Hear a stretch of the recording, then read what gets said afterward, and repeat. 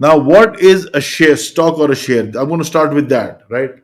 This is the most important thing to remember. That most people, and you'll see this, that most people when you ask them, they'll come up and they say, hey, have you looked at, and they'll give you a ticker symbol. Ticker symbols are things like KO, right? KO is the ticker symbol for Coca-Cola, okay,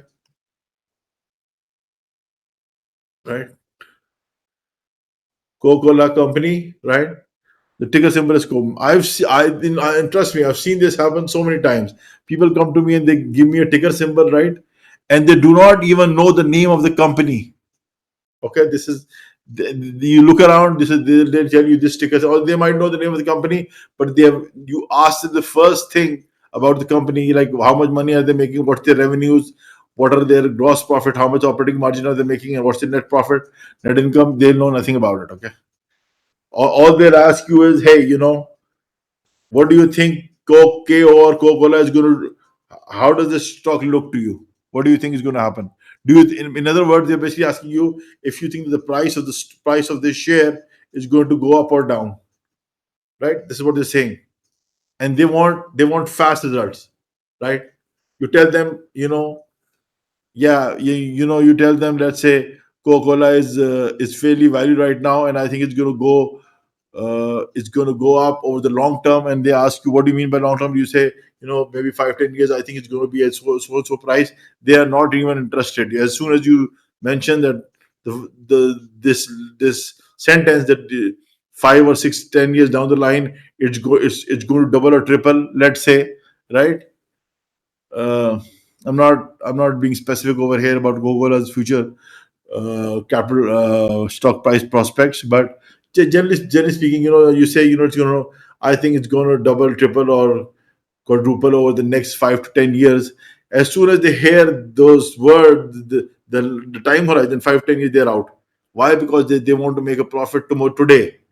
If not, to yeah, right. So they want to they want to make a profit right now. That's a really extremely short term perspective.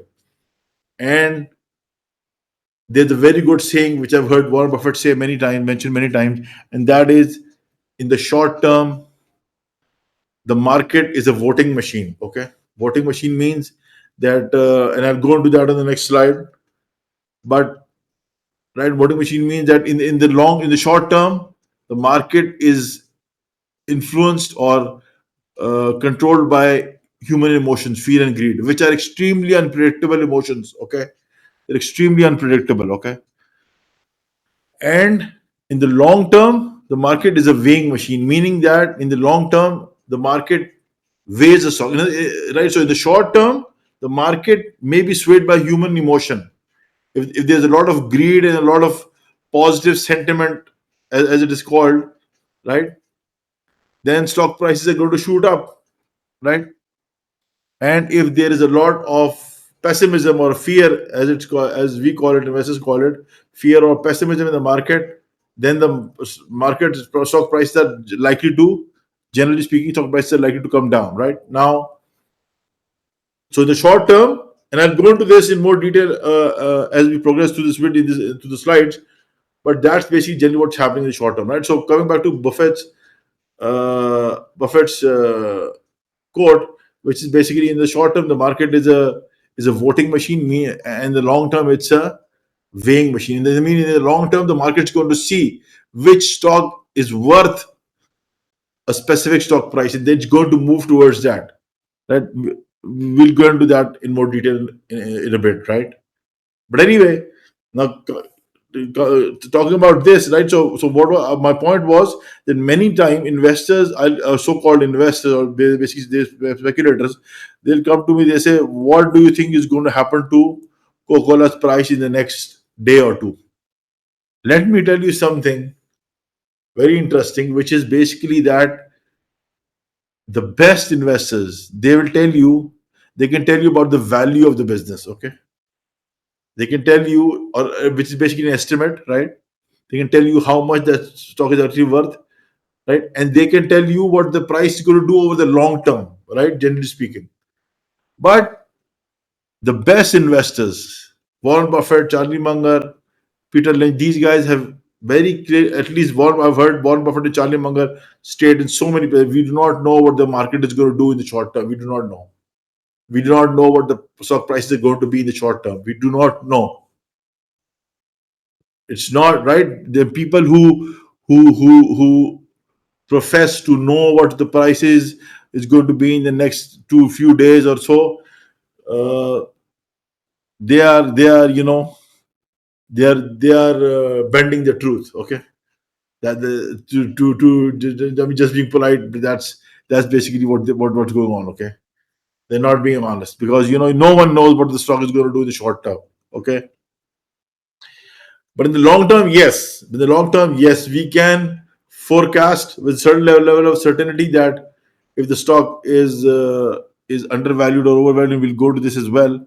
But in the long term, yes, you can forecast what the price is going to do over the long term.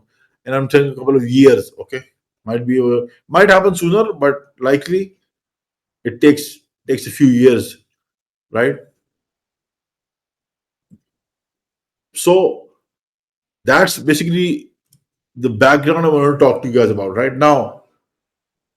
Coming to what is a stock or a share, this is a very important discussion. Okay, now a stock or a share is a small piece of a business. In the last video also discussed this, but I wanted to I know I'm repeating this, but because it's so important, right? Because a stock is a, let's say this is a whole business, right? It's 100% of the business. Okay, whoever owns this business is going to own 100% of the assets, and I'm keeping it simple. It's actually net assets, but let's keep it simple.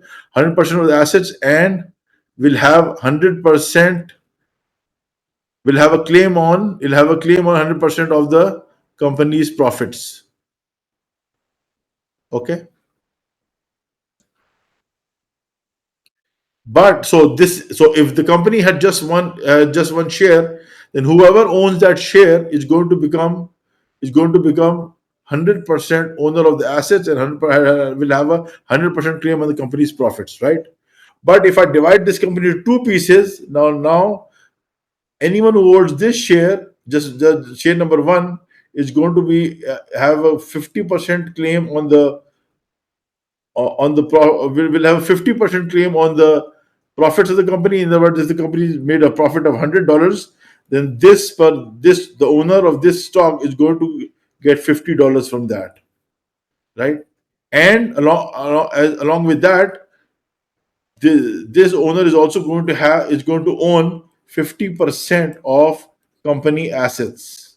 Okay, and the same goes for the owner of the other share, right? If a single person owns both the shares, then again he or she they become the 100% owner of the assets of the company, and will have 100% claim on the profits of the company. But right, so this is how it can. If we divide it into four pieces, so four shares, then the owner of a single share will own 25% of the assets, and have a 25 claim on the 25% of the profits of the company, and so forth, right? You guys get it now, right? So this is what a share is. Okay, and please note that a stock or a share is a piece of business which is traded on an exchange. Okay, exchange means on a stock exchange. Okay, for example, the New York Stock Exchange, the Nasdaq, these are also exchanges. Okay,